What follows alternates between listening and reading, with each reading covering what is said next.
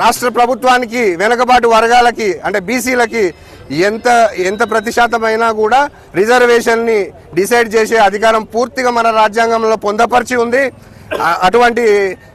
అటువంటి సపోర్టు, అటువంటి జీవోలు, అటువంటి సెక్షన్లతో ప్రకారం ఈ యొక్క జీవోని విడుదల చేయడం జరిగింది.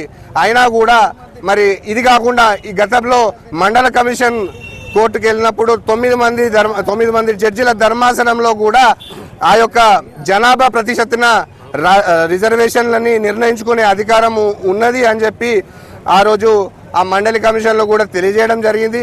అదేవిధంగా కృష్ణమూర్తి కేసులో కూడా గతంలో సుప్రీంకోర్టు కూడా మనకి ఆదేశాలు ఇవ్వడం జరిగింది. ఏంటంటే జనాభా మండల కమిషన్ ఏదైతే ఉందో, ఏది నిర్ణయిస్తుందో దాని ప్రకారం జనాభా ప్రతిశతన చేయడం సమంజసం అని చెప్పేసి తెలియజేయడం జరిగింది.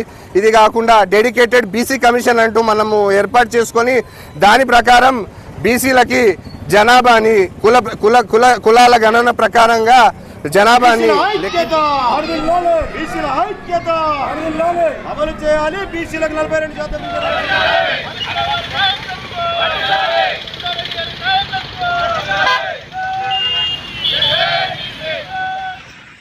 మరి ఈనాడు చాలా సంతోషం.